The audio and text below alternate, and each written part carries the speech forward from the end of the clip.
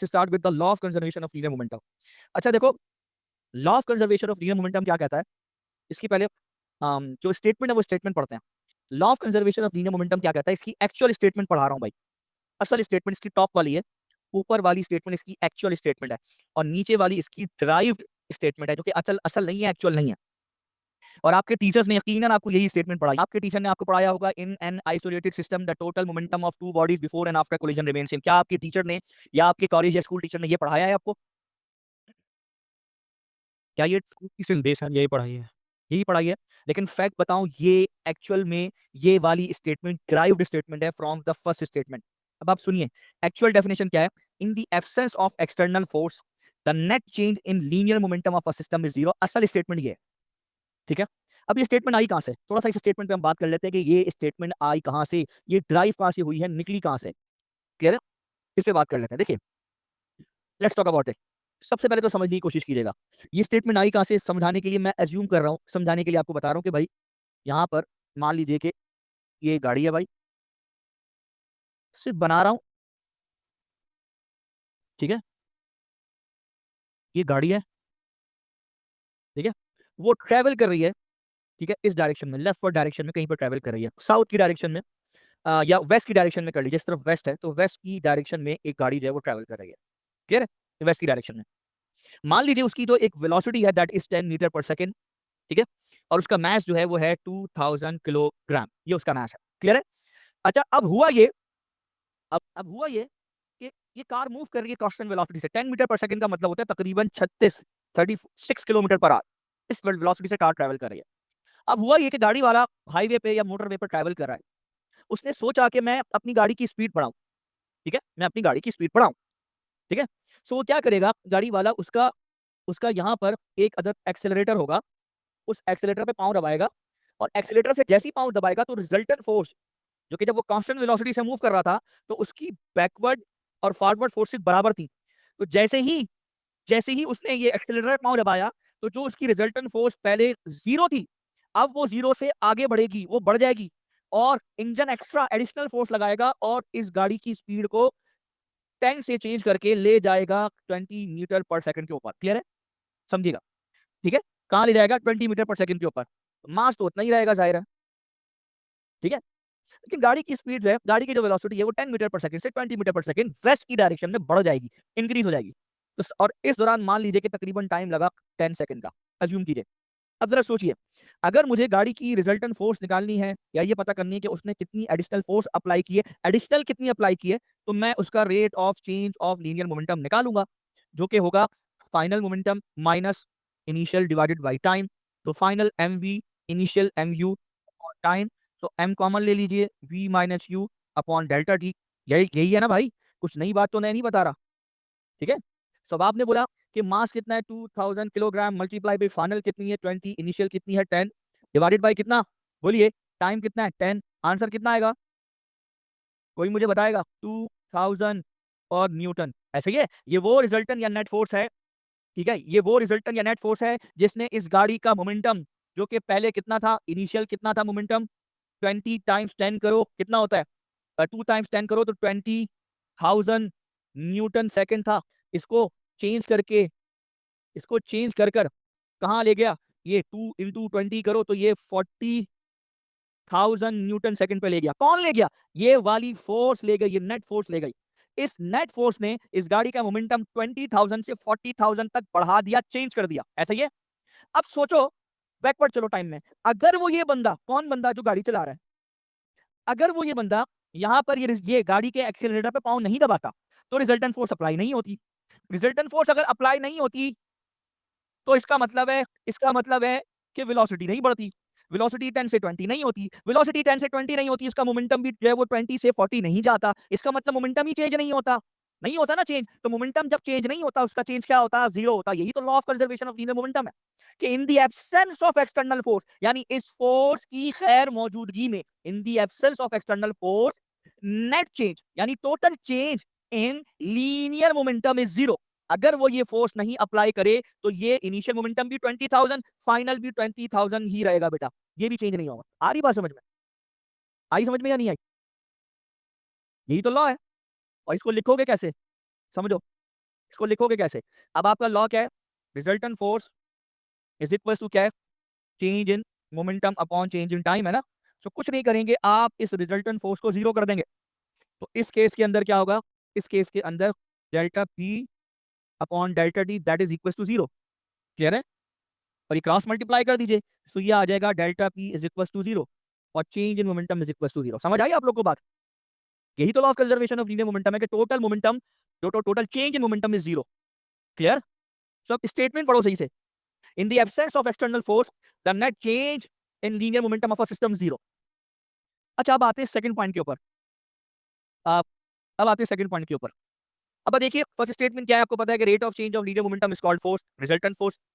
आपने इस resultant force को जीरो कर दिया, डेल्टा टी को क्रॉस मल्टीप्लाई कर दिया, ठीक है? इसे क्रॉस मल्टीप्लाई कर दिया, ठीक है?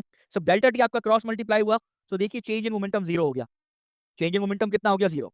और अब इस चेंज इन मोमेंटम को मजीद एलैबोरेट करूंगा, तो change in momentum is final momentum minus initial momentum, ठीक है? Final momentum minus initial momentum, यानी जाहिर है। आगे देखिए, अब देखिए change in momentum, you just need to understand change in momentum.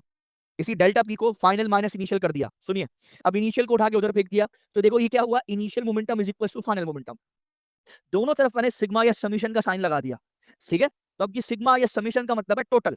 तो देखो total initial momentum is equal to total final momentum. कोई समझ प्रॉब्लम नहीं है, ठीक है? From this statement, the leave prep for writing on the paper because mostly 2 marks में आता है मुझे क्वेश्चन। ये क्वेश्चंस की बात कर रही है ना? नहीं नहीं सर, स्टेटमेंट कौन सी स्टेटमेंट है? स्टेटमेंट, हाँ हाँ हाँ हाँ, वो बता रहा हूँ बता रहा हूँ। देखो, अब सवाल है कि स्टेटमेंट कौन सी हो। दोनों स्टेटमेंट ठीक है, दोनों लिख सकते हैं आप, दोनों के नंबर हैं। कुछ मार्किंग स्कीम में कुछ जगहों पे वो स्टेटमेंट दिए और कुछ जगहों पे दूसरी वाली स्टेटमेंट मौजूद है। तो मार्किंग स्कीम में दोनों चीजें मौजूद है, दोनों चीजें अवेलेबल है, ठीक है? ज्यादा बेहतर है कि आप फर्स्ट स्टेटमेंट की तरफ जाइए, ज्यादा बेहतर है क्योंकि ये एक्चुअल स्टेटमेंट है। क्लियर है? क्योंकि क्योंकि देखो, अब मैं दूसरे सिस्टम पे आऊं, ये आइसोलेटेड सिस्टम क्या भला है? ये याद रखिएगा, तीन तरह के सिस्टम होते हैं। एक होता है ओपन सिस्टम, एक होता है क्लोज सिस्टम, एक होता है आइसोलेटेड सिस्टम। ओपन सिस्टम वो सिस्टम होता है, सुनते चले जाइएगा, कि जिसमें यू आर अलाउड कि आप मास और एनर्जी की ट्रांजेक्शन कर सकें, ठीक है?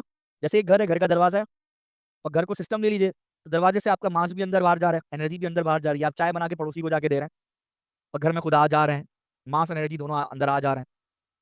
Number two, close system. Close system वो सिस्टम होता है कि इसमें मास और एनर्जी में से मास की रिस्ट्रिक्शन होती है, लेकिन एनर्जी आ जा सकती है, अंदर बाहर आ जा सकती है। मास की इजाजत नहीं होती, ठीक है? मास की रिस्ट्रिक्शन होती है, वो ना अंदर आ सकता है ना बाहर जा सकता है, ठीक है? क्लियर है? तो इसकी एग्जाम्पल हो सकती है प्रेशर कुकर हो सकता है। आपने उसको बंद कर दिया टाइट से, अब आप खाना बना रहे हैं प्रेशर कुकर के अंदर, तो उस वक्त क्या हो रहा है? तो उस वक्त एनर्जी तो उसको मिल रही है, एनर्जी अंदर जा रही है, हीट अंदर जा रही है, और ठंडा होकर हीट बाहर भी आ रही है। लेकिन जब तक उसका ढक्कन नहीं खोला, उसको पैक किया हुआ है आपने, मास फिक्स्ड है अंदर, ठीक है? एनर्जी जो है वो अंदर और बाहर जा रही है। Number third is isolated system. Isolated system वो सिस्टम होता है कि जिसमें मास और एनर्जी दोनों को ना अंदर जाने की इजाजत होती है सिस्टम के, ना बाहर जाने की इजाजत होती है। इसी वजह से रिजल्टेंट फोर्स भी नहीं अप्लाई हो पाती, रिजल्टेंट फोर्स जीरो हो जाती है। हाँ, क्योंकि जब एनर्जी अंदर कैसे जाएगी? एनर्जी अंदर जाने के लिए वर्कडन करना पड़ेगा आपको, और वर्कडन करने के लिए फोर्स अप्लाई करनी पड़ेगी। बात समझ में आ रही है? सुनना, एनर्जी अंदर जाएगी कैसे? एनर्जी कन्वर्ट कैसे होगी सिस्टम में? आएगी कैसे? बाहर से। बाहर से अंदर लाने के लिए वर्कडन करना पड़ेगा, और वर्कडन के फॉर्मूले में एफडी आता है, और एफडी में जो एफ है वो फोर्स अप्लाई कैसे करोगे? कर ही नहीं सकते तुम, क्योंकि जुमला है इन the absence of external force the net change in linear momentum is zero. वो तो एब्सेंस है, वो वर्कडन करने वाली फोर्स और resultant force, net force absent है। तो आप कैसे एनर्जी सिस्टम के अंदर लेकर आओगे? ठीक है? सो यही वजह है, अगर देखा जाए, यानी इसकी मैं बात कर रहा हूं, तो हर आइसोलेटेड सिस्टम के अंदर एक्सटर्नल फोर्स का कोई इंफ्लुएंस नहीं होता। एक्सटर्नल फोर्स ऑटोमेटिकली जीरो होती है। या तो आप कहें कि in the absence of external force, या आप कहें इन एन आइसोलेटेड सिस्टम, दोनों जुमले करेक्ट है, दोनों का एक ही मतलब है। क्लियर है? वो कह रहा है total momentum of two bodies before and after collision remain same. आइए इसको साबित करते हैं कि ये वाली स्टेटमेंट आ कैसे रही है। चलिए इस पे बात करते हैं। Let's talk about it. देखिए भाई, ये कोलिजन हो रहा है, ये दो बॉल्स हैं। एज्यूम करो कि फास्ट एंड फ्यूरियस का वो पुराना वाला वर्जन है। आगे वाली गाड़ी वैन डीजल की है, पीछे वाला कोई भी विलन लगा दो तुम, पुलिस की गाड़ी लगा दो, विलन लगा दो। ये वैन डीजल की गाड़ी है, ठीक है? वैसे तो आप उसको पकड़ ही नहीं सकते, लेकिन ये वैन डीजल की गाड़ी है, और ये पीछे कोई भी पुलिस लगी हुई है। Assume that. अच्छा, अब ये जो पीछे जो ऑब्जेक्ट आया है, इसका मास m1 है, इसकी इनिशियल वेलोसिटी u1 है। आगे जो जा रही है वैन डीजल की गाड़ी, इसका मास m2 है, इसकी इनिशियल वेलोसिटी u2 है। अगर पुलिस ने वैन डीजल की गाड़ी को ट्रेस करके पीछे से हिट करना है, जो कि अक्सर मूवीज में देखा है आपने, फास्ट एंड फ्यूरियस की जितनी सीरीज उसमें देखा है आपने, गाड़ी पीछे से आके हिट करती करती है, देखा है मूवीज में, कोई ये नहीं कर सकता फिर मैंने नहीं देखा, आप सबने ही देखा ऑलमोस्ट। अब पीछे से जाके अगर ये इसको हिट कर रही है, तो हिट करने से पहले एक बात बता दूं, एक चीज है डेंट पड़ता है गाड़ी में, इसे कहते हैं फिजिक्स की जुबान में इम्पैक्ट। हम इस पूरे कोलिजन के अंदर इस इम्पैक्ट को इग्नोर करेंगे, नेग्लेक्ट करेंगे, अज्यूम करेंगे कि इस इम्पैक्ट की हम बात ही नहीं कर रहे, अज्यूम करेंगे कि बॉल टकराएंगी तो उन पे कोई डेंट नहीं पड़ रहा, इस इम्पैक्ट की कोई बात नहीं होगी। क्लियर है?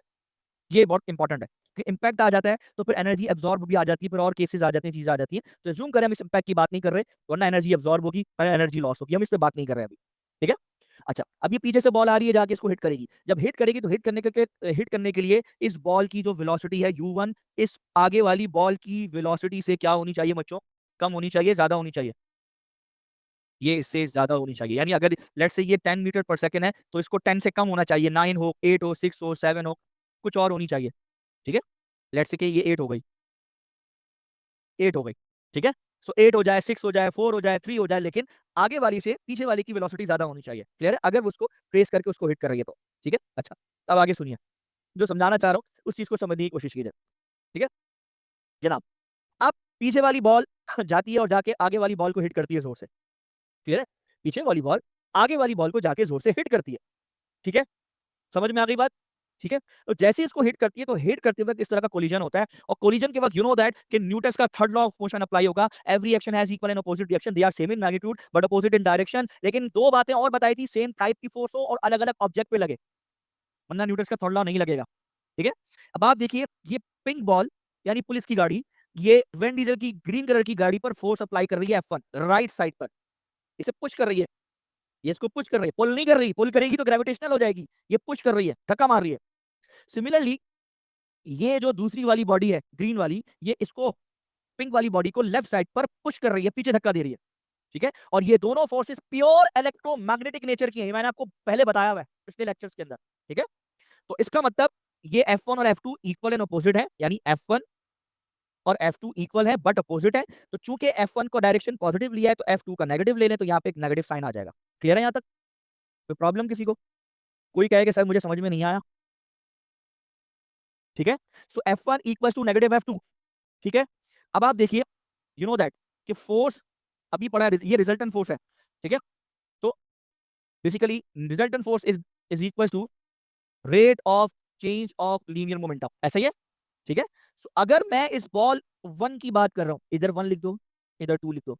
सो इस बॉल 1 की बात कर रहा हूं, पिंक बॉल की, तो यहाँ फोर्स की जगह F1 की जगह rate of change of linear momentum लिखना पड़ेगा, डेल्टा P अपॉन T लिखना पड़ेगा, और यहाँ पे 1 लगाना पड़ेगा, 1 का मतलब बॉल 1। क्लियर है? ठीक है? और यहाँ पे F2 की जगह क्या लिखना पड़ेगा? Delta P2 upon delta T, यानी rate of change of linear momentum of green ball. ठीक है? आ रही बात समझ? कोई प्रॉब्लम? एक अब जरा सुनो, जिस वक्त ये दोनों टकराए हैं, ठीक है भाई, जिस वक्त ये दोनों टकराए हैं, this is important to understand, उस वक्त इन दोनों का टाइम ऑफ कांटेक्ट सेम था, यानी जितनी देर के लिए ये इससे टकराई, उतनी देर के लिए ये इससे टकराई, तो दोनों का टाइम ऑफ कांटेक्ट सेम है, तो दोनों को डेल्टा टी कर लो। सो डिनोमिनेटर में मैंने डेल्टा टी लिखा है, टाइम ऑफ कांटेक्ट सेम है, टाइम ऑफ कोलिजन सेम है, तो दोनों को मैंने डिनोमिनेटर से कैंसिल कर दिया। क्लियर? समझ आई बात? अब सुनो, इसका मतलब है change in momentum of body 1 is equal to negative sign of change in momentum of body 2। अब ये कौन सा मोमेंटम चेंज हुआ? ये बिफोर एंड आफ्टर कोलिजन जितना चेंज हुआ, इसका और इसका बिफोर एंड आफ्टर कोलिजन जितना चेंज हुआ, वो मोमेंटम कंजर्व्ड है with negative sign opposite direction में। मैं समझाता हूं कैसे, समझिए। मिसाल के तौर पे इसका मास था, ऐसे ही इसका मास था 2 kg। ठीक है? मास इसका था 2 kg, मास यहाँ लिख दीजिए 2 kg।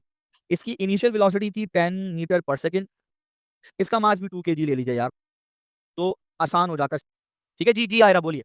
सर ये जो पिंक बॉल है आफ्टर कोलिजन ये पीछे नहीं जाएगी? जरूरी नहीं है, टकराने के बाद पीछे वाली स्लो डाउन हो जाए, आगे वाली फास्ट हो जाए, ये भी तो हो सकता है, जरूरी नहीं है ना। नहीं, लाइक डायरेक्शन के मुताबिक वो पीछे नहीं जाएगी। क्यों? डायरेक्शन क्यों मैं यही तो समझा रहा हूँ, कोलिजन के बाद हो सकता है, आफ्टर कोलिजन मैंने बताया ना कि कोलिजन के बाद इसकी वेलोसिटी v1 है, इसकी v2 है, तो हो सकता है ये v1 जो है वो बहुत कम हो जाए, ये 10 से हो सकता है 2 रह जाए, ये 10 है ना, हो सकता है ये 2 रह जाए, हो सकता है ये अभी 8 है तो ये 8 से हो सकता है ये 12 हो जाए। आज समझ आ रही है? कुछ भी हो सकता है, तो उसी डायरेक्शन में ये चलते चलते स्लो भी हो सकती है, हो सकता है, कोई जरूरी नहीं है कि बाउंस बैक करें अपोजिट डायरेक्शन में जाए, जरूरी नहीं है। वो भी हो सकता है, ये भी हो सकता है, पॉसिबिलिटी दोनों है।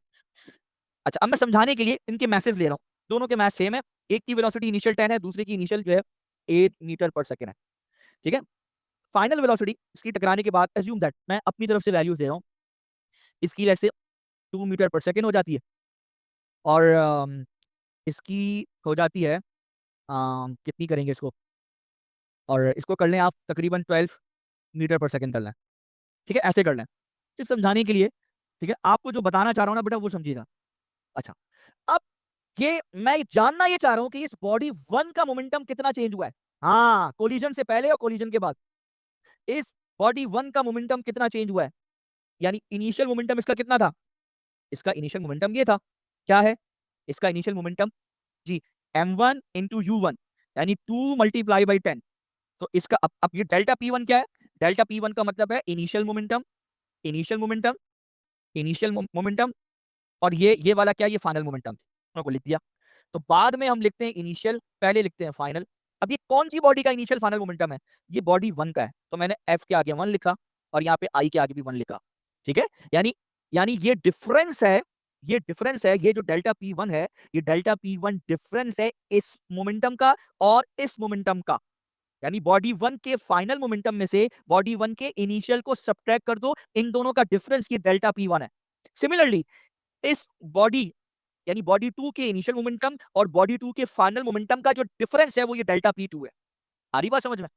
ये डेल्टा पी वन का मतलब है सबसे पहले इन दोनों मोमेंटम का चेंज निकालो, इस मोमेंटम का चेंज निकालो। अब कैसे, तो दो मोमेंटम लिख दिए, एक फाइनल है और एक इनिशियल है। फाइनल कौन सा है, ये वाला। इनिशियल कौन सा है, ये वाला। क्यों, ये कोलिजन के बाद वाला है, ये कोलिजन के पहले वाला है। सो कोलिजन के बाद वाला जो मोमेंटम है वो ये है। कैसे लिखेंगे, इसको मास इंटू वेलोसिटी करो, इसको मास इंटू वेलोसिटी करो। मास कितना है 2, वेलोसिटी कितनी है 2, कितना हो जाएगा नीचे 4। यस और नो, समझ आया, जी। सबको समझ आ गया। सो ये मास कितना है 2 kg, वेलोसिटी कितनी है 2 मीटर पर सेकेंड, करोगे तो ये 4 हो जाएगा। सो अब आप देखो, ये मास था ना, तो मास कौन सा था, ये m1 था। मास कौन सा था, ये m1 था, ये वाला m1 था। वेलोसिटी कौन सी थी, ये 2, ये वाली थी v1 थी। तो यहां मैं लिखूंगा m1v1। क्लियर है। अब इधर करो आगे माइनस, सुनना ध्यान से।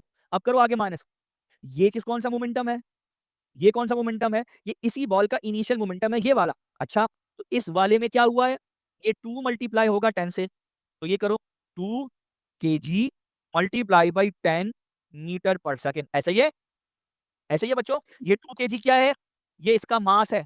ये 10 क्या है, इसकी इनिशियल वेलोसिटी है। ऐसा ही है। सो अब आप देखो, अब आप करोगे क्या, यहाँ पे लिखोगे m1 मल्टीप्लाई बाई इनिशियल क्या है u1। सही है, समझ आया, ठीक है। अब यहाँ पे लगाओ ब्रैकेट, यहाँ लगाओ साइन। अब चलो आगे, अब चलो आगे। नहीं समझ में आया प्लीज रोक दो, नहीं समझ आया प्लीज प्लीज प्लीज उधर ही रोक दो बच्चों। अब इसका क्या करोगे भाई, इधर भी मोमेंटम के, दो मोमेंटम के चेंज आएंगे, इधर भी दो मोमेंटम के चेंज। कौन सी बॉडी के, अब बॉडी टू है, so body two, body two. तो बॉडी टू का ये इनिशियल मोमेंटम हो जाएगा, ये बॉडी टू का फाइनल हो जाएगा, इनका डिफरेंस निकालना है। ऐसे ही करना है हमने जी बच्चों, ऐसे ही करना है ना हमने, ऐसे ही करना है। आओ तो निकालते हैं। अब देखो इधर, अब बताओ, जो पूछ रहा हूं उसका जवाब दो। अब फाइनल मोमेंटम कितना है इसका, ये रहा बॉडी टू का, ये रहा। तो फाइनल मोमेंटम कैसे निकालोगे, 2 मल्टीप्लाई बाई 12, ऐसे ही करोगे ना। तो मैं यहाँ लिखूंगा फाइनल मोमेंटम में नेगेटिव साइन, ये हो जाएगा 2 मल्टीप्लाई बाई, बोलो बच्चों, 2 kg मल्टीप्लाई बाई 12 मीटर पर सेकेंड, यही लिखूंगा, ये लिखूंगा ना। तो ये किसका मास है 2 kg, वो इस वाले का मास है। ये कितना है m2, और ये 12 क्या है, इसकी फाइनल वेलोसिटी है, वो क्या है v2। तो यहाँ पे अब आप लिखोगे ऊपर m2v2। क्लियर है बच्चों, सबको समझ आ रहा है। यस सर, ये 8 हो जाएगा, क्या हो जाएगा, 8 हो जाएगा। Like change into 2। 8 हो जाएगा। 8 कहाँ से आ गया, सर 8 आएगा ना इसका आंसर। नहीं नहीं नहीं नहीं नहीं 8, मनाल सबर सबर सबर, हिमालय सबर बेटा, नहीं सबर, वेट करो। अभी रुक जाओ, जो बताना चाह रहा हूँ उसको समझो। अभी मैं पहुंचा नहीं हूँ, अपनी कार्रवाई मुझे करने दो, वो क्या होगा अभी रुको उसको। अब आओ जो सेकंड के ऊपर, ये कौन सा मोमेंटम है, ये इसी का इनिशियल मोमेंटम है। ये कितना है, ये 2 मल्टीप्लाई बाई 8। तो आप लिखोगे यहाँ पे 2 kg मल्टीप्लाई बाई 8 मीटर पर सेकेंड। अब ये 2 kg क्या है, इसका मास है। ये 8 क्या है, इसकी वेलोसिटी। तो ये हो जाएगा m2 इंटू u2। तो यहाँ आ जाएगा m2 इंटू u2। समझ आया आप लोग को, जी। समझ आया बच्चों को। कौन कह रहा है? जो कह रहा है मुझे समझ में नहीं आया, प्लीज बता दो। सबको क्लियर है? कश्यप, अयान, आयरा, सबको क्लियर है? I am asking. ठीक है जी बच्चों, अब इधर देखो, क्लियर है? आई एम आस्किंग एवरीवन, मुझे सबका रिस्पांस नहीं आ रहा बेटा। ठीक है ठीक है ठीक है ठीक है। अब इसको देखो, ये मैंने पहले से यहाँ पे मेंशन किया हुआ है। जी जी अयान, सर ये तो दोनों साइड पे डिफरेंट आंसर्स आ रहे हैं। कहाँ डिफरेंस? आने दो बेटा, आने दो, मैंने आर्बिट्रेरी वैल्यूज दी हैं यार। ये सिर्फ मैं एग्जांपल के तौर पे है ना। ये इसको छोड़ दो, हमें ये इससे कंसर्न था, हमें ये चाहिए था, जो चाहिए था वो निकल के आ गया। अब इस पे गेम खेलना है हमें, जरा समझो ना मैं करना क्या चाह रहा हूँ। वो वैल्यूज तो मैंने अपनी तरफ से लिखी थी, अब जो करना है वो ये है जो सामने है, इसको पढ़ो। अब ये m1v1 माइनस m1u1 यही है लेफ्ट साइड पे, तो इधर देखो m1v1, नीचे देखो m1v1 माइनस m1u1, ये चीज पूरी इधर कॉपी कर दी मैंने। सही है? क्लियर है? ये ना, ठीक है। अब आ जाओ, नजर आ रहा है सबको स्क्रीन या नहीं नजर आ रही? प्लीज बता दो मुझे। अब राइट साइड पे क्या है? नेगेटिव m2v2 माइनस m2u2, देखो नेगेटिव m2v2 माइनस m2u2, ऐसे ही है? क्लियर? सही है? सही है बेटो? जी सर। अब आगे देखो, अब इस नेगेटिव साइन को मल्टीप्लाई कराओ अंदर दोनों तरफ। ये नेगेटिव जब मल्टीप्लाई होगा इधर भी और इधर भी, तो देखो सीन चेंज, यहाँ पे नेगेटिव m2v2 और इधर मल्टीप्लाई होकर अंदर ये पॉजिटिव m2u2 हो जाएगा। हो जाएगा? क्लियर? ठीक। नेक्स्ट स्टेप में क्या होगा? इसको रीअरेंज करो। जब तुम रीअरेंज करोगे तो ये जो नेगेटिव m2v2 है ये उधर चला जाएगा m1v1 के साथ, तो पॉजिटिव हो जाएगा। ये जो नेगेटिव है ये उधर जाके पॉजिटिव हो जाएगा, और ये नेगेटिव m1u1 ये इधर आके ये इसके साथ पॉजिटिव हो जाएगा। क्लियर है? ये उठ के लेफ्ट साइड पे जाएगा, पॉजिटिव हो जाएगा, ये पॉजिटिव हो गया, और ये नेगेटिव m1u1 ये राइट साइड पे आके इधर आके पॉजिटिव हो जाएगा। तो यहाँ होगा m1v1 प्लस m2v2, यहाँ होगा m1u1 प्लस m2u2, और यहाँ पे आएगा m1v1 m2v2, और लेफ्ट साइड पे आएगा m1u1 प्लस m2u2। हो गया law of conservation of linear momentum, बन गई इक्वेशन? बनी नहीं बनी? बात समझे तुम लोग? या न्यूटन के थर्ड लॉ ऑफ मोशन से दूसरी स्टेट में लेके आना, एक्चुअल यही कॉन्सेप्ट है बेटा। क्लियर है? ठीक, यहां तक समझ आ गई बच्चों सबको? अब सुनो, अब लिख लो इसको। अब देखो आगे क्या कह रहा है, types of collision. So guys we have two types of collision. एक कोलिजन की टाइप्स कहलाती है इलास्टिक, दूसरी कहलाती है इनइलास्टिक कोलिजन। ठीक है? इब्राहिम क्लास में हो बेटा? नहीं हो? जी sir. Ibrahim are you there in class? ठीक है, अब देखो, so you have two types of collision. पहली इलास्टिक, दूसरी इनइलास्टिक। इलास्टिक कोलिजन कहती है कि टोटल मोमेंटम इज कंजर्व और टोटल काइनेटिक एनर्जी भी कंजर्व। इनइलास्टिक कहती है कि मोमेंटम तो कंजर्व है टोटल, ठीक है, यहाँ पे तो हमारा तुम्हारा इत्तेफाक है, लेकिन वो कहती है कि total kinetic energy is not conserve. मैं आपको इनइलास्टिक कोलिजन की मिसाल देता हूँ। आप बॉल को दीवार पर मारें, बॉल टकरा के वापस आएगी, दैट इज इनइलास्टिक कोलिजन। क्यों? क्योंकि जिस स्पीड से बॉल जाएगी, जिस काइनेटिक एनर्जी से बॉल जाएगी, टकरा के उसी काइनेटिक एनर्जी से वापस नहीं आएगी। सवाल है क्यों? इसलिए ये कुछ हिस्सा उसकी काइनेटिक एनर्जी का मुख्तलिफ एनर्जीज में कन्वर्ट होगा, जैसे साउंड एनर्जी में टकराएगी, कोलिजन होगी, आवाज आएगी, साउंड। नंबर 2, बॉल जाएगी, थोड़ी दबेगी, कंप्रेस होगी, रिलैक्स होगी, elastic potential energy. Third, ball जाएगी, टकराएगी, वापस आएगी, friction, thermal energy. Thermal energy में कन्वर्ट होगी बॉल। बॉल थोड़ी हीटअप होगी, बॉल को 25-30 दफा दीवार पर मारे, उसके बाद बॉल को लें अपने हाथ में और बॉल को चेक करें, बॉल टेम्परेचर ज्यादा लगेगा आपको, हाथों में फील हो रहा होगा, दैट इज इनइलास्टिक कोलिजन। ठीक है? तो इसका मतलब है इलास्टिक और इनइलास्टिक कोलिजन में सिर्फ एक डिफरेंस है, वो है काइनेटिक एनर्जी का। मोमेंटम दोनों में कंजर्व रहता है। क्लियर है? आ रही बात समझ बेटा या नहीं आ रही है? अब आपको चेक करना है कि whether the collision is elastic और इनइलास्टिक, कि कोलिजन इलास्टिक है कि इनइलास्टिक है, ये चेक करना है आपने। तो आप कैसे चेक करेंगे? सो बेटा, कोलिजन इलास्टिक है कि इनइलास्टिक है, ये चेक करने के लिए जाहिर है कि मोमेंटम पे तो दोनों दोनों का एग्रीमेंट है ना, तो मोमेंटम तो चेक नहीं करेंगे, सिर्फ चेक करेंगे काइनेटिक एनर्जी। सो तो अब इक्वेशन क्या बनेगी कि total kinetic energy before collision और total kinetic energy after collision will remain same.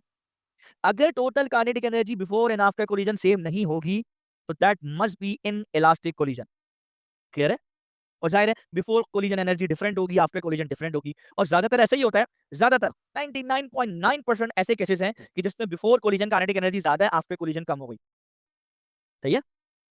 तो अब इक्वेशन कैसे लिखेंगे? एक मिनट, इक्वेशन कैसे लिखेंगे? जैसे वहां पे इक्वेशन आपने बनाई थी, कैसी थी ये? m1u1 प्लस m2u2, ये क्या था? Left side. तो ये हो जाएगा टोटल मोमेंटम बिफोर कोलिजन, और ये क्या है? After collision. ये है टोटल मोमेंटम। ठीक है? सो ये लेफ्ट साइड पे अगर देखो तो लेफ्ट साइड पे टोटल मोमेंटम बिफोर कोलिजन है, और राइट साइड पे आफ्टर कोलिजन टोटल मोमेंटम है। ठीक है। सो ये लेफ्ट साइड है total momentum before collision, total momentum after collision. ठीक है, ये इस तरह से इक्वेशन है। सो यहाँ पर भी एग्जैक्टली ऐसे ही है, वो m1 u1 है तो यहाँ हाफ m1 u1 स्क्वायर हो जाएगा। काइनेटिक एनर्जी का फॉर्मूला क्या होता है? Half mv square. सो यहाँ पर क्या हो जाएगा? हाफ m2 u2 स्क्वायर, और राइट साइड में क्या हो जाएगा? Half m1 v1 square plus half m2 v2 square. Clear है? तो ये दो इक्वेशन है, इन दोनों को कभी काम में लाऊंगा। जी आयरा पूछिए। सर जब वो इनइलास्टिक होती है तो हम ये नहीं बोल सकते कि जब कोलिजन होती है initial velocity is greater than the final velocity, तो मतलब कि कोलिजन इनइलास्टिक है। जरूरी नहीं है, ऐसा जरूरी नहीं है। मोमेंटम देखा जाता है, वेलोसिटी नहीं। कभी कभी पीछे आने वाले ऑब्जेक्ट का मास ज्यादा होता है, वेलोसिटी कम। ठीक है, टकराने वाले एक ऑब्जेक्ट का मास ज्यादा, वेलोसिटी कम। तो एक्सचेंज जरूरी नहीं है कि वो इक्वल हो। ऐसा नहीं होता कि वेलोसिटी पूरी शिफ्ट हो जाए। ये डिपेंड करता है मोमेंटम के ऊपर। एक ऑब्जेक्ट का मोमेंटम दूसरे ऑब्जेक्ट के मोमेंटम से कितना ज्यादा। अभी मैं बताता हूँ सिचुएशन, जरा ठहरना, सबर करना। हर दफा ये जरूरी नहीं होता कि वेलोसिटी एक्सचेंज हो जाए। वो तब होता है जब मासेस इक्वल हो, तो वेलोसिटी एक्सचेंज होने के चांसेस होते हैं। अब मास इक्वल ही नहीं तो फिर क्या होगा? तो दो इक्वेशंस हो गई आपके पास। एक हो गई m1u1 प्लस m2u2, ये मोमेंटम की है, और ये काइनेटिक एनर्जी। अब इन दो इक्वेशन से एक तीसरी कंडीशन निकालूंगा जो शॉर्टकट है, और जिससे हम चेक करते हैं कि whether the collision is elastic और इनइलास्टिक। उसके लिए हमें काइनेटिक एनर्जी कन्वर्ट कैलकुलेट करने की जरूरत नहीं पड़ती। अभी वो तीसरी कंडीशन इन दोनों इक्वेशन से निकालूंगा। देखिए, सबसे पहले तो आप एक काम कीजिए, आपके पास एक इक्वेशन तो ये काइनेटिक एनर्जी वाली है, एक इक्वेशन आपके पास मोमेंटम वाली, m1u1 plus m2u2 is equal to m1v1 plus m2v2। ये इक्वेशन है, दो है, एक काइनेटिक एनर्जी, एक मोमेंटम की। तो पहले काइनेटिक एनर्जी वाली इक्वेशन को ठीक कीजिए। इसके दोनों तरफ हाफ हाफ हाफ और हाफ आ रहा है, इसको कॉमन लेके कैंसिल कर दीजिए। तो मैंने कैंसिल कर दिया। तो इक्वेशन क्या बनी? m1u1 square m2u2 square m1v1 square m2v2 square. ठीक, इसको रीअरेंज करें। कैसे? यहां से m2u2 स्क्वायर को उठा के इधर ले जाइए, ठीक है, और यहां से m1v1 स्क्वायर को उठाकर यहां ले जाइए। सही है, दोनों को उनकी जगह चेंज कर दीजिए। सो लेफ्ट साइड में m1u1 square minus m1v1 square, right side पे m2 ये वाला m2v2 स्क्वायर, और यहां से ये इधर शिफ्ट किया हुआ m2u2 स्क्वायर हो जाएगा। क्लियर है? समझ आई? समझ को सबको समझ में आ गई? जी जी। ठीक, कोई स्टूडेंट जो कहे सर समझ में नहीं आ रही? ठीक है, सबको समझ में आ गई। अब नेक्स्ट स्टेप में इसमें से m1 कॉमन ले लिया, क्या बचेगा? u1 square minus v1 square. इसमें से आपने m2 कॉमन ले लिया, क्या बचेगा? v2 square minus u2 square. अब ये देखिए, कॉमन लेने के बाद याद कीजिए, आपने पढ़ा होगा a square minus b square का formula a plus b times a minus b. तो ये इससे एक्सपेंड कर दीजिए इसको, तो ये u1 plus v1 u1 minus v1। ठीक है, u1 minus v1 u1 plus v1। Similarly यहाँ स्क्वायर नहीं लगेगा,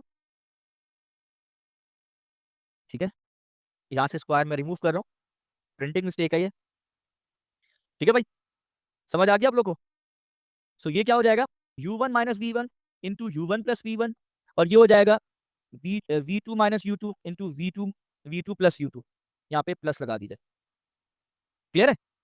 तो a plus b, a minus b का फॉर्मूला दोनों तरफ खोल दिया। यहाँ तक क्लियर है? किसी को समझ में नहीं आया तो प्लीज बता दिए, इक्वेशन नंबर 2 कर दीजिए। अच्छा, अब आते हैं मोमेंटम वाली इक्वेशन की तरफ। इस वाली इक्वेशन को उठाइए, उसको यहाँ रखिए, रख दिया। इस इक्वेशन को यहाँ से लाके यहाँ रख दीजिए, मोमेंटम वाली इक्वेशन को। अब इसको भी रीअरेंज करिए। इसको रीअरेंज कैसे करेंगे? तो देखिए, ये m1v1 को उठा के लेफ्ट साइड पे ले जाइए, तो वो ये रहा, यहाँ ले आए, और इस m2u2 को उठाकर आप राइट साइड पे ले जाइए, वो देखिए इधर आ गया नेगेटिव साइन के साथ। क्लियर है? अब इन दोनों में से ये आगे रीअरेंज हो गए, इन दोनों में से m1 को कॉमन ले लीजिए, ये भी u1 माइनस v1 हो जाएगा। इन दोनों से भी m2 को कॉमन ले लीजिए, ये v2 माइनस u2 हो जाएगा। क्लियर है? अब इक्वेशन 3 जो है वो भी इक्वेशन बन गई, और इक्वेशन 2 है ये भी एक इक्वेशन है। इन दोनों को डिवाइड करा दीजिए। अब आप डिवाइड कराएं तो ये देखिए, जब आपने जैसे ही डिवाइड करवाया, तो डिवाइड कराने से ये इक्वेशन न्यूमरेटर में इधर आ गई। ठीक है, आ रही बात समझ में? और डिनोमिनेटर में ये वाली इक्वेशन इधर आ गई। ठीक, फिर न्यूमरेटर में ये वाली इक्वेशन थी वो इधर आ गई, और डिनोमिनेटर में इस वाली इक्वेशन का राइट साइड था वो इधर आ गया। क्लियर है? तो इक्वेशन 2 और इक्वेशन 3 को डिवाइड करा दिया। जैसे ही डिवाइड कराया, तो देखो न्यूमरेटर में u1 माइनस वी और m1, डिनोमिनेटर के m1 u1 माइनस वी से कैंसिल हो गया, और ये m2 से m2 कैंसिल, ये दोनों कैंसिल, बचा क्या? लेफ्ट साइड पे u1 प्लस वी बचा, और राइट साइड पे v2 प्लस यू बचा। हाँ, अब वो चीज निकल के सामने आई जो आपके टीचर क्लास में बताते हैं। वो क्या बताते हैं? सुनना, ध्यान से सुनना, जो आपके टीचर क्लास में बताते हैं वो सुनिएगा। अब लेफ्ट साइड पे u1 plus we write side पे v2 प्लस यू, ये बचा, इसको रीअरेंज करो। ये u2 को उठा के इधर लाओ और u1 को उठा के इधर ले जाओ, मतलब u1 को u1 के साथ, v2 को v1 के साथ रखो। सो जब इसको उठा के इधर ले गए तो ये हो गया u1 माइनस u2। अब v1 को उठा के उधर ले गए तो ये हो गया v2 माइनस v1। अच्छा, अब इन दोनों को जरा रीअरेंज करो नेगेटिव साइन लेके, तो ये हो जाएगा v1 माइनस v2। ये आया क्या है? ये आया क्या है? ये चेक करने का दूसरा शॉर्टकट तरीका है। शॉर्टकट यानी आप डायरेक्टली इसको रख के चेक कर सकते हो whether the collision is elastic और इनइलास्टिक। डायरेक्ट चेक कर सकते हो। कैसे डायरेक्ट? ये कहलाता है रिलेटिव वेलोसिटी ऑफ अप्रोच और ये कहलाता है रिलेटिव वेलोसिटी ऑफ सेपरेशन। यानी दो ऑब्जेक्ट जब एक दूसरे को अप्रोच कर रहे हैं तो उनके दरमियान रिलेटिव वेलोसिटी कितनी है, that is called relative velocity of approach. और टकराने के बाद जब दूर हट रहे हैं तो वो जो रिलेटिव वेलोसिटी ऑफ सेपरेशन है वो ये है। बताइए, आपके टीचर ने बताया नहीं आपको ये क्लासेस में? जी कश्यप, जी सादिया, ये बताया नहीं है बेटे? तो आप डायरेक्टली ये यूज करेंगे, डायरेक्टली ये यूज करेंगे। आप बाकी किसी भी चीज को नहीं देखेंगे, आप सिर्फ इस पे आएंगे। सही है? अभी मैं आपको क्वेश्चन करके दिखाता हूँ। आइए क्वेश्चन के ऊपर। क्वेश्चन देखिए, winter 23 paper 2 variant 2 4 part B.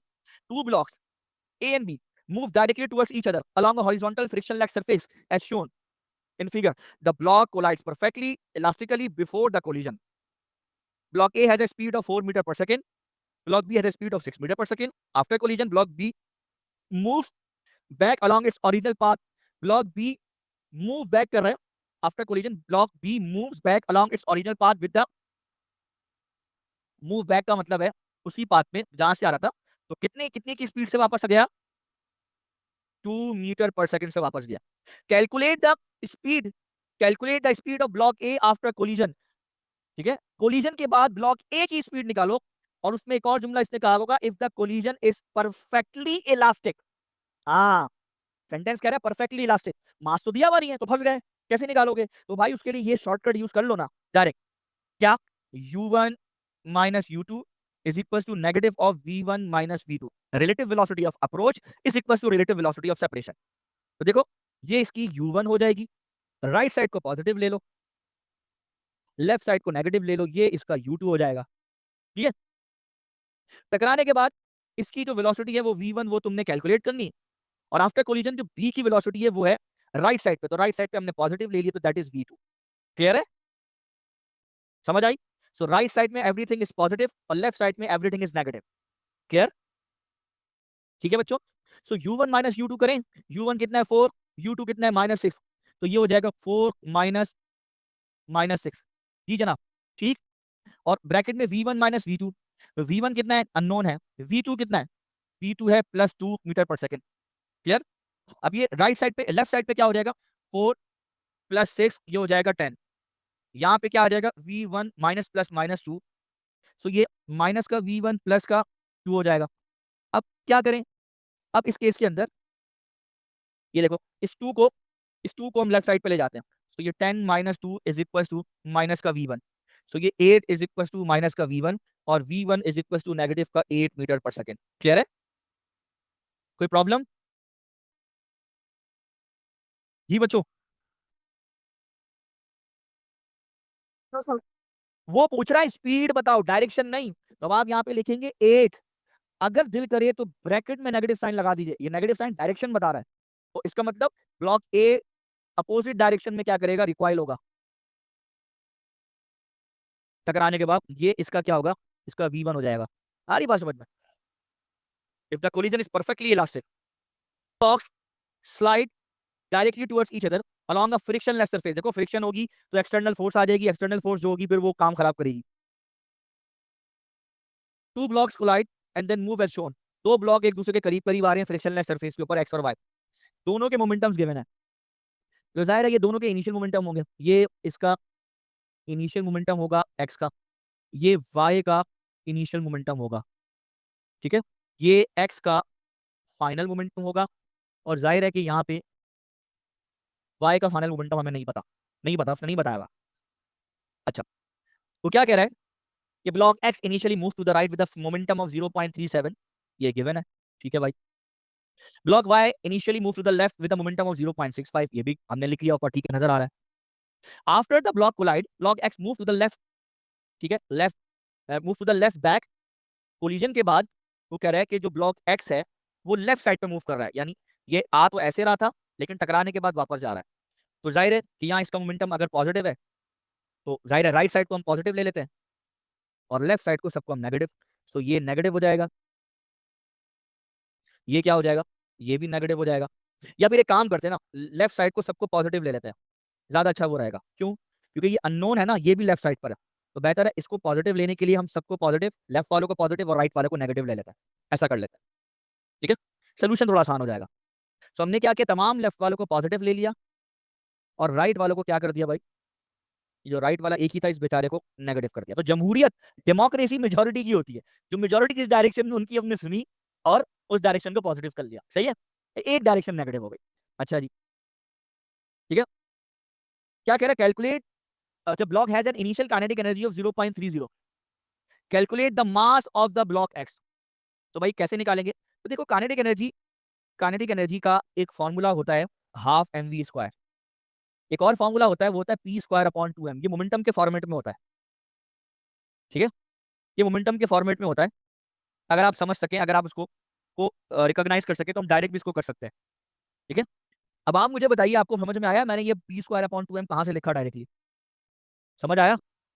तो kinetic energy is equal to half m v square, मैंने क्या किया, हाफ अपनी जगह पे, मैस अपनी जगह पे। ठीक है, अब मैंने क्या किया, ये वी स्क्वायर तो था, यहाँ पे मास को स्क्वायर लगा के नीचे एक और मास लिख दिया।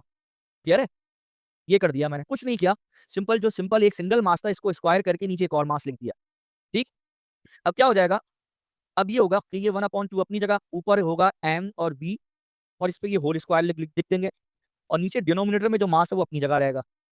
ठीक, उसके बाद क्या होगा, उसके बाद देखिए ऊपर जो एम बी है वो मोमेंटम है, we know that momentum is equal to m b, तो हम क्या करेंगे पी स्क्वायर अपॉन 2 और एम कर देंगे इसको, that is equal to kinetic energy. तो यही तो लिखा है मैंने आगे, इसको नोट कर लें अपने पास।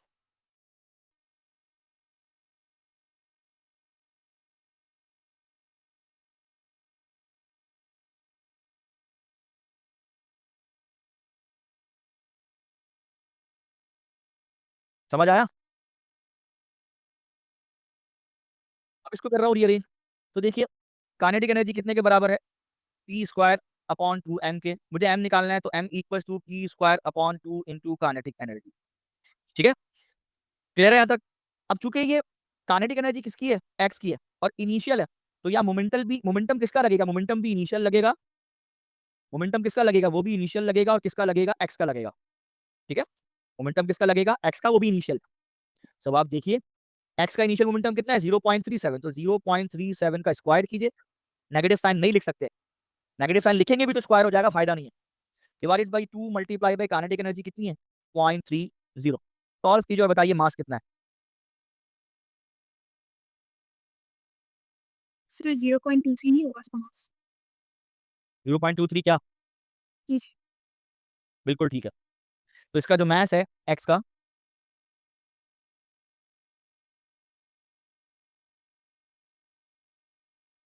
0.23 किलोग्राम। क्लियर है? ठीक, चले आगे। Determine the magnitude of the block Y after collision, यानी ये पता करो, ये पूछ रहा है, तो लगा दो, क्या फॉर्मूला है, total momentum, total momentum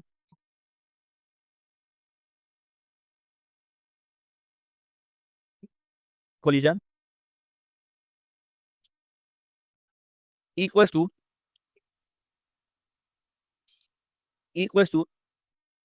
total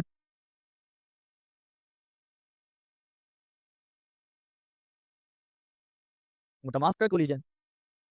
total momentum before collision क्या था, एक्स और वाई का, P X plus V P Y, तो पी एक्स यानी इनिशियल मोमेंटम दोनों के, C I X plus E I Y is equal to P F X plus E F Y.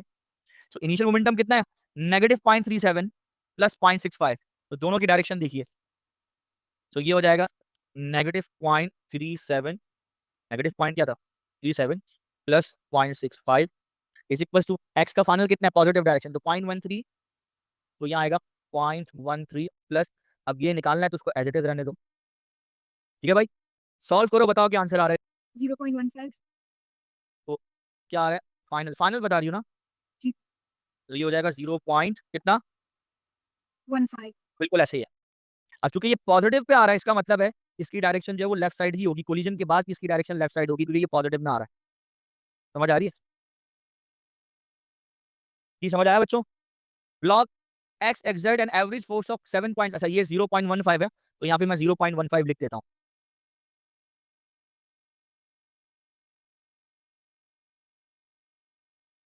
ठीक है, अब आप जल्दी से देख लो, वो कह रहा है कि एवरेज फोर्स गिवन है, फोर्स गिवन है तो वो बराबर होता है change in momentum upon time. ठीक है, कह रहा है कि average force on block Y during the collision given है। वाई पे जो ब्लॉक फोर्स लगा रहा है, तो सवाल है वाई पे कौन फोर्स लगा रहा है? एक्स लगाएगा, जाहिर है एक्स इस पे पुश करके इसको फोर्स लगाएगा। ठीक है, आ रही बात? तो वाई पर फोर्स लग रही है, वाई को ये ऐसे हिट करेगा जाके, एक्स लगा रहा है, याद रखना। ठीक है, तो वाई पे लग रही है। ठीक है, तो कह रहा है calculate the time that the blocks are in contact with each other. ठीक है, सो इसको जरा रीअरेंज करो तो डेल्टा टी जो है वो बराबर होगा change in momentum upon force. ठीक है, अब चेंज इन मोमेंटम किसका चेंज इन मोमेंटम? तुम्हारी मर्जी है, क्योंकि न्यूटन का थर्ड लॉ कहता है जितना एक्स का मोमेंटम चेंज होगा, एक्स का जो यानी ये जो एक्स का जितना चेंज होगा उतना वाई का भी चेंज होगा। तो तुम्हारी मर्जी, तुम किसी के भी थ्रू कर लो। तो देखो, तुम देखो एक्स का इनिशियल मोमेंटम कितना था? 0.37। कहाँ था? लेफ्ट साइड पे था या नहीं था? सॉरी राइट साइड पे था या नहीं था बेटा? ऐसे ही है, एक्स का मोमेंटम इनिशियली किस डायरेक्शन में था? राइट साइड पे था नहीं था? ये सो एक्साइटेड राइट साइड पे था। कोलिजन के बाद एक्स का मोमेंटम किस डायरेक्शन में हो गया? लेफ्ट साइड पे हो गया। ऐसे ही है, तो एक्स का चेंज इन मोमेंटम देखो, -0.37 से +0.13 तक चला गया एक्स का मोमेंटम। -0.37 से +0.13। तो देखो एक्स का मोमेंटम -0.37 से +0.13 तक है, तो ये एक्स का फाइनल मोमेंटम है और ये एक्स का इनिशियल मोमेंटम है। समझो, इन दोनों का डिफरेंस ले लो, तो प्लस 0.13 माइनस माइनस का 0.37 डिवाइडेड बाई नीचे क्या आएगी? फोर्स। जी कोई मुझे बताएगा टाइम ऑफ कांटेक्ट कितना आ रहा है? 0.065 सेकंड्स 0.065 सेकंड। अब रुको रुको रुको रुको जरा, अभी दूसरा भी ये आंसर आ गया, बिल्कुल आ गया, बिल्कुल ठीक है, लेकिन अभी मैं चेक करूंगा कि वाई के तरीके से भी आ रहा है नहीं आ रहा, उसको भी देख लेते हैं। वाई का इनिशियल मोमेंटम क्या था? लेफ्ट साइड में 0.65 था, टकराने के बाद कितना हो गया? 0.15 हो गया लेफ्ट साइड में। यानी वाई ने जो मोमेंटम अपना चेंज किया है वो कहां से कहां चेंज किया है? 0.65 से 0.15 किया है। सो वाई ने जो चेंज किया है वो किया है 0.65 से 0.15। तो ये वाई का फाइनल मोमेंटम, ये वाई का इनिशियल मोमेंटम, दोनों का डिफरेंस लो, ऐसे भी कैलकुलेशन हो सकती है। सो ये क्या हो जाएगा? पॉइंट, जी भाई कितना हो गया? पॉइंट, अच्छा बाहर एक नेगेटिव साइन लगता है, आपको पता है, जब चाहे तो आप लगा लें बाहर, वरना कोई मसला नहीं है। तो 0.15 माइनस 0.65 डिवाइडेड बाई 7.7 जी, और बाहर एक नेगेटिव लगा दें क्योंकि फोर्स जब निकलती है जाहिर है वो इक्वल एंड अपोजिट होती है। सो जी आंसर कितना आ रहा है? कितना आ रहा है बच्चों? फिर वही आ रहा है 0.0065। आ रही बात समझ? तो ये दोनों तरह से आपका आंसर सही है। क्लियर है? तो ये टाइम ऑफ कांटेक्ट है। आ रही बात समझ बच्चे? नोट कर लो, इसके क्वेश्चन बता देता हूँ, और भी क्वेश्चन है जाहिर है वो करवाने हैं, लेकिन एनीवेज ट्राई करो इन क्वेश्चंस को। अगली क्लास में इंशाल्लाह ये जो क्वेश्चन है ये वाले ये भी कराऊंगा, मजीद ग्राफिकल क्वेश्चंस भी कराएंगे। उसके बाद ये करने के बाद फिर हम मोमेंटम इन 2 डायमेंशंस की तरफ चले जाएंगे। क्लियर है? आ रही बात समझ में बच्चों? और आने वाले दिनों में हो सकता है मैं कुछ एक्स्ट्रा क्लासेस भी आप लोग की लगाऊं। ठीक है, तो बेहतर है कि इन क्वेश्चंस को ट्राई कीजिए, हमारी क्वेश्चन लिख लीजिए अपने पास, ये ट्राई कीजिए बेटा इन क्वेश्चंस को। ठीक है, से ठीक है, थैंक यू वेरी मच। ठीक है, ख्याल रखिएगा अपना ढेर सारा। ठीक है, अल्लाह हाफिज। अल्लाह हाफिज।